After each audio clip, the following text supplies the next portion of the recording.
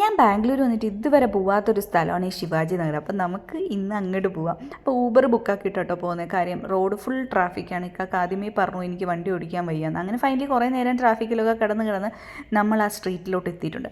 തുടക്കത്തിൽ അത്ര ആളിൻ്റെ ഇതൊന്നും ഫീൽ ചെയ്തിട്ടുണ്ടായിരുന്നില്ല. പക്ഷേ ഉള്ളിലോട്ട് ചെല്ലുന്തോറും നല്ല ആളുണ്ട് കേട്ടോ. ഇവിടെ വരാൻ കാര്യം എന്താണെന്നറിയോ, ഇവിടെ ഫുഡിൻ്റെ ഫെസ്റ്റ് നടക്കുന്നുണ്ട്. അപ്പോൾ അതൊന്ന് ട്രൈ ആക്കാൻ വേണ്ടിയിട്ടും എക്സ്പ്ലോർ ആക്കാൻ വേണ്ടിയിട്ടോ വന്നു. ഈ പുള്ളിക്കാരെ ഇരുന്ന് ഈ കോരി വെക്കുന്ന സാധനമാണ് ഹലീം എന്ന് പറഞ്ഞിട്ട്. ഇവിടുത്തെ എന്തോ ഒരു പ്രത്യേകതരം ഫുഡാണ് കേട്ടോ.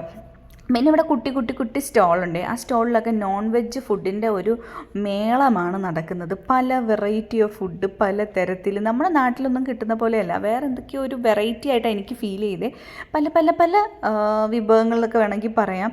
ഈ പുള്ളിക്കാരൻ ചെയ്യണതുണ്ടോ, ആളെന്തോ സംഭവം അവിടെ പ്രിപ്പയർ ആക്കുകയാണ്. അതിനെന്തോ ഒരു പത്രഘോഷ് ആ ഒരു സംഭവം പ്രിപ്പയർ ചെയ്തുകൊണ്ടിരിക്കുകയാണ്.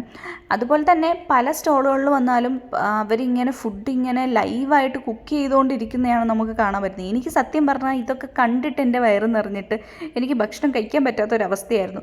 കണ്ടപ്പോഴേ നമുക്ക് വയറങ്ങ് നിറയുന്ന ഒരു ഫീലാട്ടോ. പിന്നെ ഇവിടെ മൊത്തത്തിൽ ചൂടും പുകയും അതിൻ്റെ കൂടെ തിരക്കും, അങ്ങനെ ഒരു വല്ലാത്തൊരവസ്ഥ. ഇവിടെ സ്വീറ്റ്സിൻ്റെ ഒരു സെക്ഷനും ഉണ്ടായിരുന്നു കേട്ടോ. ഞാൻ സ്വീറ്റ്സ് ഒന്നും അത്ര ട്രൈ ചെയ്തില്ല. ഈ കിടക്കുന്ന കണ്ടോ, പല വെറൈറ്റി ഓഫ് ഡിഷസ് ആണ്. ഇപ്പം ഞാൻ കഴിക്കുന്നത് ഈ ഹലീം, നേരത്തെ പറഞ്ഞില്ലേ ആ സാധനമാണ്.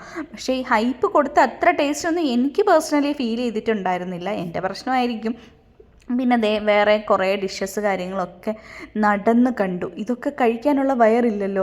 കണ്ട് ക്ഷീണിച്ചതിൻ്റെ പേരിൽ കുറച്ച് വെള്ളം കുടിക്കാൻ കയറി. നാരങ്ങ വെള്ളം കുടിച്ചതും അത് ഭയങ്കര ഫ്ലോപ്പായിരുന്നു. ഫൈനലി നമ്മൾ എങ്ങനെയൊക്കെ ആ സ്ട്രീറ്റിൽ നിന്ന് പുറത്തിറങ്ങി. വെളി കണ്ടോ ഒരു അടിപൊളി ചർച്ചുണ്ട്. അത് കഴിഞ്ഞ് നമ്മൾ കുറേ ദൂരം നടന്നപ്പോൾ ഈ തുണിയുടെ ഒരു സെക്ഷൻ കണ്ടു. ഇതിങ്ങനെ സ്ട്രീറ്റ് നിറച്ചും തുണി ഇങ്ങനെ ഇട്ടിരിക്കുക കേട്ടോ.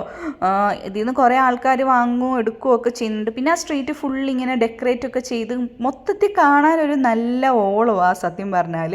പിന്നെ ഈ ഒരു ബ്യൂട്ടിഫുൾ ആയിട്ടുള്ള പള്ളിയാട്ടോ കണ്ടത്. അങ്ങനെ ഫൈനലി നമ്മൾ ഊബറൊക്കെ ബുക്ക് ചെയ്ത് തിരിച്ച് വീട്ടിൽ പോവാണ് ഗൈസ്. നടന്നുണ്ടല്ലോ നട്ടം തിരിഞ്ഞു, നടു ഒടിഞ്ഞു എന്നൊക്കെ വേണമെങ്കിൽ പറയാം. അങ്ങനത്തെ ഒരു അവസ്ഥയായിരുന്നു. ഇനി വീട്ടിൽ പോയിട്ട് വേണം ഒന്ന് നടു നിവർത്താൻ.